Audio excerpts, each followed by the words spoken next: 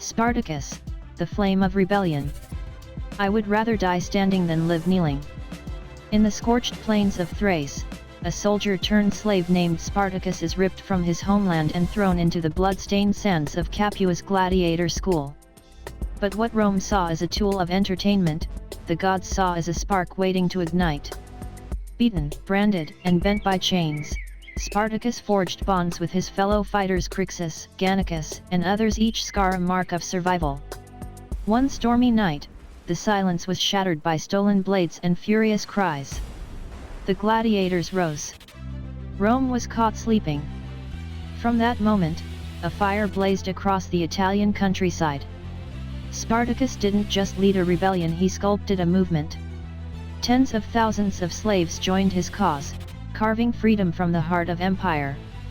Through brilliant guerrilla tactics and an unshakable resolve, they shook Rome to its core. But empires don't fall easily. In the final stand near the Silurus River, surrounded by legions, Spartacus fought not for victory but for defiance. And though his body fell, his legend never did. His story lives in the cracked helmets, the rusted swords, and the whispered hope of every soul who refuses to kneel. Spartacus A/Spartacus/C10371 BC, was a Thracian gladiator, Thrax, who was one of the escaped slave leaders in the Third Servile War, a major slave uprising against the Roman Republic. Historical accounts of his life come primarily from Plutarch and Appian, who wrote more than a century after his death.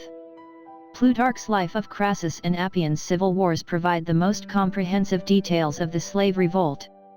Despite being a significant figure in Roman history, no contemporary sources exist, and all accounts were by those not directly involved, significantly later, and without perspectives from slaves or eyewitnesses. Little is known about him beyond the events of the war, and surviving accounts are contradictory. All sources agree he was a former gladiator and accomplished military leader. Spartacus is described as a Thracian by birth, possibly from the Medi tribe. Before his enslavement and role as a gladiator, he had served as a soldier with the Romans. His revolt began in 73 BC when he, along with about 70 other gladiators, escaped a gladiatorial school near Capua. Despite their small numbers initially, Spartacus's forces were able to defeat several Roman military units, swelling their ranks to an estimated 70,000 enslaved people and others. Spartacus proved himself a capable tactician, despite the lack of formal military training among his followers, which included a diverse mix of individuals. The rebellion posed a significant challenge to Roman authority, prompting a series of military campaigns against it. Ultimately, Marcus Licinius Crassus was tasked with suppressing the revolt. Despite initial successes and attempts to negotiate an escape to Sicily, Spartacus's forces were defeated in 71 BC. Spartacus was presumed killed in the final battle, although his body was never found. The aftermath of the rebellion saw the crucifixion of 6,000 surviving rebels along the Appian Way. Spartacus's motives remain a subject of debate, with some sources suggesting he aimed to escape Italy, while others hint at broader social reform goals.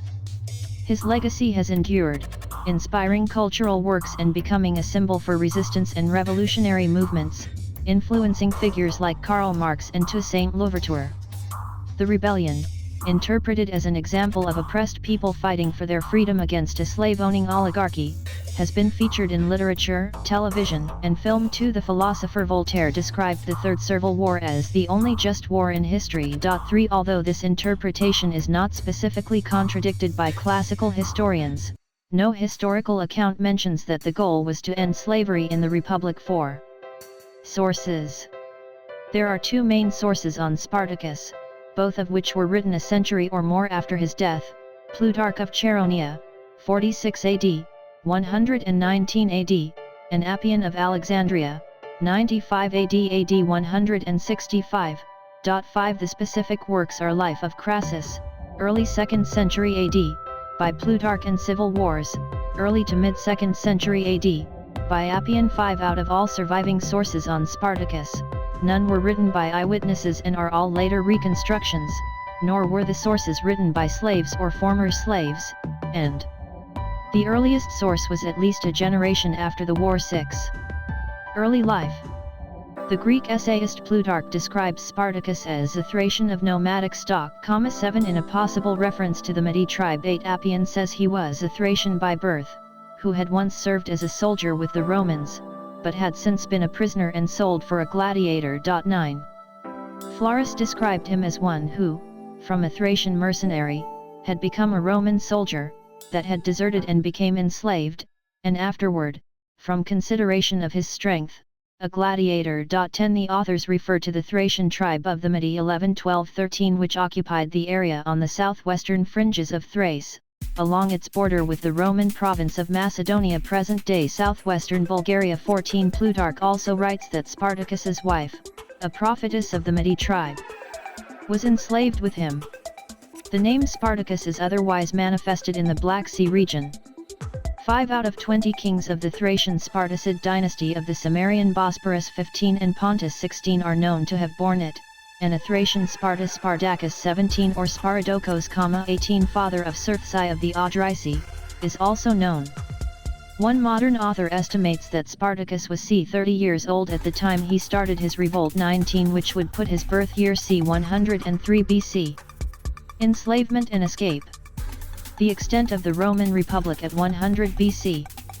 According to the differing sources and their interpretation, Spartacus was a captive taken by the legions. 20 Spartacus was trained at the gladiatorial school, Ludus, near Capua belonging to Lentulus Basiatus. He was a heavyweight gladiator called a myrmillo. These fighters carried a large oblong shield, scutum, and used a sword with a broad, straight blade, gladius, about 18 inches long. 21 In 73 BC, Spartacus was among a group of gladiators plotting an escape. 22. About 23 slaves were part of the plot. Though few in number, they seized kitchen utensils, fought their way free from the school, and seized several wagons of gladiatorial weapons and armor. 22 The escaped slaves defeated soldiers sent after them, plundered the region surrounding Capua, recruited many other slaves into their ranks, and eventually retired to a more defensible position on Mount Vesuvius. 24-25. Once free, the escaped gladiators chose Spartacus and 2 Gallic slaves Crixus and Enemos as their leaders. Although Roman authors assumed that the escaped slaves were a homogeneous group with Spartacus as their leader, they may have projected their own hierarchical view of military leadership onto the spontaneous organization, reducing other slave leaders to subordinate positions in their accounts. Third Servile War. Further information. Third Servile War. The response of the Romans was hampered by the absence of the Roman legions, which were engaged in fighting a revolt in Hispania and the Third Mithridatic War. Furthermore, the Romans considered the rebellion more of a policing matter than a war. Rome dispatched militia under the command of the praetor Gaius Claudius Glaber, who besieged Spartacus in his camp on Mount Vesuvius, hoping that starvation would force Spartacus to surrender. They were taken by surprise when Spartacus used ropes made from vines to climb down the steep side of the volcano with his men and attacked the unfortified Roman camp in the rear, killing most of the militia. 26. The rebels also defeated a second expedition against them, nearly capturing the praetor commander, killing his lieutenants, and seizing the military equipment. 27 Due to these successes, more and more slaves flocked to the Spartacan forces, as did many of the herdsmen and shepherds of the region, swelling their ranks to some 70,00028 at its height. Spartacus's army included many different peoples, including Celts, Gauls, and others. Due to the previous social war, 91-87 BC, some of Spartacus's ranks were legion veterans. 29 Of the slaves that joined Spartacus' ranks, many were from the countryside. Rural slaves lived a life that better prepared them to fight in Spartacus's army. In contrast, urban slaves were more used to city life and were considered privileged and lazy. 30. In these altercations, Spartacus proved to be an excellent tactician, suggesting that he may have had previous military experience. Though the rebels lacked military training, they displayed skillful use of available local materials and unusual tactics against the disciplined Roman armies. 31 They spent the winter of 73-72 BC training, arming and equipping their new recruits, and expanding their raiding territory to include the towns of Nola, Nuceria, Thurii, and Metapontum 32. The distance between these locations and the subsequent events indicate that the slaves operated in two groups commanded by Spartacus and Crixus. Citation needed. In the spring of 72 BC, the rebels left their winter encampments and began to move northward. At the same time, the Roman Senate, alarmed by the defeat of the Praetorian forces, dispatched a pair of consular legions under the command of Lucius Gellius and Gnaeus Cornelius Lentulus Clodianus 33. The two legions were initially successful, defeating a group of 30,000 rebels commanded by Crixus near Mount Garganus 34, but then were defeated by Spartacus. These defeats are depicted in divergent ways by the two most comprehensive, extant, histories of the war by Appian and Plutarch 35, 36, 37, 38. Alarmed at the continued threat posed by the slaves, the Senate charged Marcus Licinius Crassus, the wealthiest man in Rome and the only volunteer for the position 39, with ending the rebellion. Crassus was put in charge of 8 legions, numbering upwards of 40,000 trained Roman soldiers. 3940. He treated these with harsh discipline, reviving the punishment of decimation, in which 1/10 of his men were slain to make them more afraid of him than their enemy. 39. When Spartacus and his followers, who for unclear reasons had retreated to the south of Italy, moved northward again in early 71 BC, Crassus deployed 6 of his legions on the borders of the region and detached his legate Mummius with 2 legions to maneuver behind Spartacus. Though ordered not to engage the rebels, Mummius attacked at a seemingly opportune moment but was routed. 41. After this, Crassus's legions were victorious in several engagements, forcing Spartacus farther south through Lucania as Crassus gained the upper hand. By the end of 71 BC, Spartacus was encamped in Rhegium, Reggio Calabria, near the Strait of Messina. A 19th-century depiction of the fall of Spartacus by the Italian Nicola Sainzi, 1818–1889. According to Plutarch, Spartacus made a bargain with Cilician pirates to transport him and some 2,000 of his men to Sicily, where he intended to incite a slave revolt and gather reinforcements.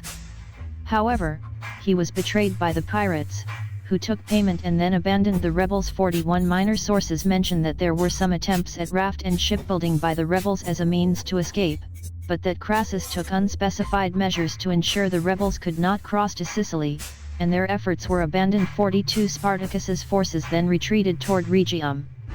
Crassus's legions followed and upon arrival built fortifications across the isthmus at Rhegium. Citation needed. Despite harassing raids from the rebels, the rebels were now under siege and cut off from their supplies. 43.